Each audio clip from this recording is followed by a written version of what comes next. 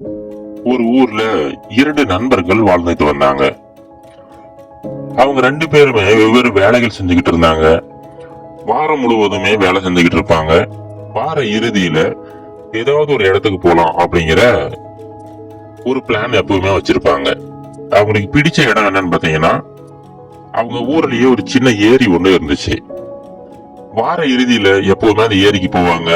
அங்க போயிட்டு இவங்க கொண்டு போற தூண்டில்களை பயன்படுத்தி மீன்களை பிடிப்பாங்க. அந்த மீன்களை சமைச்சு சாப்பிடுவாங்க. இது எப்பயுமே வாடிக்கையா நடக்கிறது தான். அதே போல அந்த வார இறுதியுமே வருது. உடனே ஒரு நண்பர் இன்னொருத்தர்கிட்ட, என்னப்பா இந்த வாரமே மீன் பிடிக்க போலாமா அப்படின்னு சொல்லிட்டு கேக்குறாரு. அந்த நபருமே சரிப்பா போலாம் அப்படின்னு சொல்லிட்டு ஒத்துக்கிறாரு. அந்த மீன் பிடிக்கிறதுக்கு தேவையான எல்லா பொருட்களையுமே எடுத்துக்கிட்டு அடுத்த நாள் காலையில ரெண்டு பேருமே அந்த ஏரிக்கிட்ட போறாங்க. அந்த ஏரி ரொம்ப அழகா இருக்கு, ரொம்ப அமைதியா இருக்கு. அந்த ஏரியில நிறைய மீன்களுமே இருக்கு. இப்ப ரெண்டு பேருமே பக்கம் பக்கம் உட்காந்துக்கிட்டு அவங்களுடைய தூண்டில்களை போட ஆரம்பிச்சுட்டாங்க. இப்ப முதல் நபர் இருக்கா பாத்தீங்களா, அவருக்கு கொஞ்ச நேரம் கழிச்சு ஒரு பெரிய மீன் ஒண்ணு மாட்டுது. ஒரு ஐஸ் பாக்ஸ்ல போட்டு வச்சுட்டாரு, ஃப்ரெஷ்ஷா இருக்கட்டும் அப்படிங்கிறதுக்காக. அடுத்து கொஞ்ச நேரத்திலே பாத்தீங்கன்னா இரண்டு மூணு பெரிய பெரிய மீன்கள்லாம் அவருக்கு மாட்டுது. எல்லா மீன்களையுமே ரொம்ப மகிழ்ச்சியோட அவர் எடுத்து அந்த ஐஸ் பாக்ஸ்ல போட்டு வச்சுட்டாரு. இப்போ இரண்டாவது நபர்கிட்ட, என்னப்பா என்னாச்சு, நீ ரொம்ப நேரமா தூண்டில் போட்டுக்கிட்டு இருக்க, ஒரு மீன் கூட சிக்கன போலியே அப்படின்னு சொல்லிட்டு பரிதாபமா விசாரிச்சுக்கிட்டு இருக்காரு. அதுக்கு இரண்டாவது நபர் கொஞ்சம் பொறுமையா இருப்பா, உடனேவா மாட்டினோம் அப்படின்னு சொல்லிட்டு அவரை சமாதானப்படுத்திக்கிட்டு இருக்காரு. அடுத்த ஒரு சில நிமிடங்கள்ல பாத்தீங்கன்னா இந்த இரண்டாவது நபரோட தூண்டில்ல இதுக்கு முன்னாடி இந்த முதல் நபர் பிடிச்சாரு பாத்தீங்களா, அந்த மீனை விட ரொம்ப பெரிய ரொம்ப அழகான ஒரு மீன் மாட்டுது. அந்த மீனை இந்த இரண்டாவது நபர் எடுக்கிறாரு. எடுத்துட்டு மறுபடியும் ஏரிக்குள்ளேயே போட்டுறாரு. இந்த விஷயம் இந்த முதல் நபருக்கு ஒன்னும் புரியல. என்னாச்சு இவருக்கு, நல்ல பெரிய மீன் தானே, எதனால விட்டாருன்னு தெரியலையே, சரி ஏதாவது காரணம் இருக்கும், நம்ம அப்புறமா கேட்டுக்கலாம் அப்படின்னு சொல்லிட்டு அவருமே அவருடைய வேலையை பார்த்துக்கிட்டு இருக்காரு. அடுத்த ஒரு சில நிமிடங்கள்ல பாத்தீங்கன்னா அந்த இரண்டாவது நபருக்கு தொடர்ந்து பெரிய பெரிய மீன்களா கிடைச்சுக்கிட்டே இருக்கு.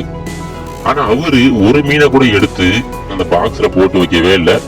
எல்லா மீன்களையுமே திரும்ப திரும்ப தண்ணிக்குள்ளேயே போட்டுக்கிட்டு இருக்காரு.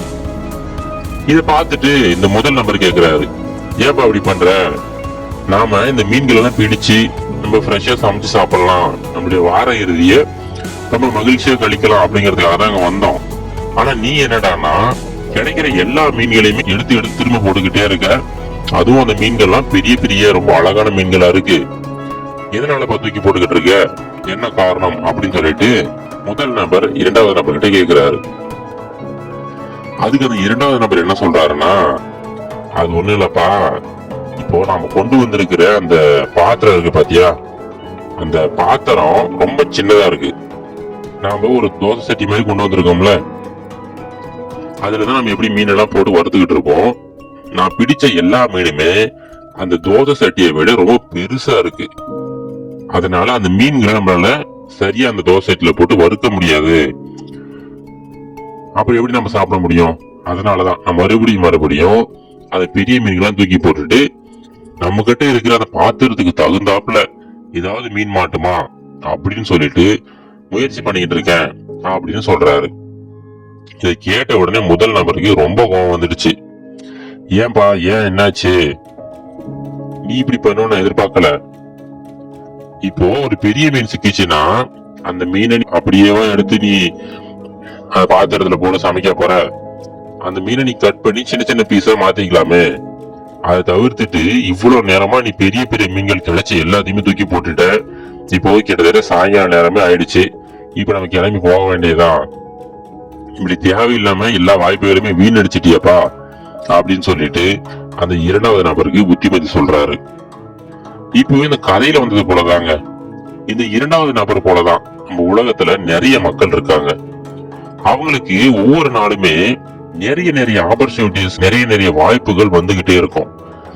ஆனா அந்த வாய்ப்புகள் எல்லாத்தையுமே ஏதாவது ஒரு சின்ன காரணம், ஏதாவது ஒரு சின்ன சின்ன காரணங்களை சொல்லி அந்த வாய்ப்புகளை தவற விட்டுக்கிட்டே இருப்பாங்க. காலப்போக்குல எல்லா வாய்ப்புகளுமே முடிஞ்சு அதுக்கப்புறம் வாய்ப்புகளே வராத சூழ்நிலை வரும்போதுதான் அவங்களுக்கு புரியும் அவங்களுடைய வாழ்க்கையில எவ்வளவு வாய்ப்புகளை வீணடிச்சிருக்கோம் அப்படின்னு சொல்லிட்டு. அதனால இதை மட்டும் எப்பவுமே உங்க மனசுல வச்சுக்கங்க. எல்லா தருணங்களையுமே ஒரு வாய்ப்புகளை நினைக்க ஆரம்பிங்க.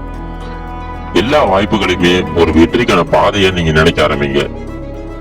அப்படி நீங்க நினைக்க ஆரம்பிச்சிட்டீங்கன்னா கண்டிப்பா எல்லா வாய்ப்புகளையுமே நீங்க பயன்படுத்துவீங்க. உங்களுடைய வெற்றியை யாராலுமே தடுக்க முடியாது. நீங்களுமே ஒரு பெரிய வெற்றியாளரா மாறுவீங்க. இது கரேஜ் டு ஆக்ட் மோட்டிவேஷன் கதைகள்.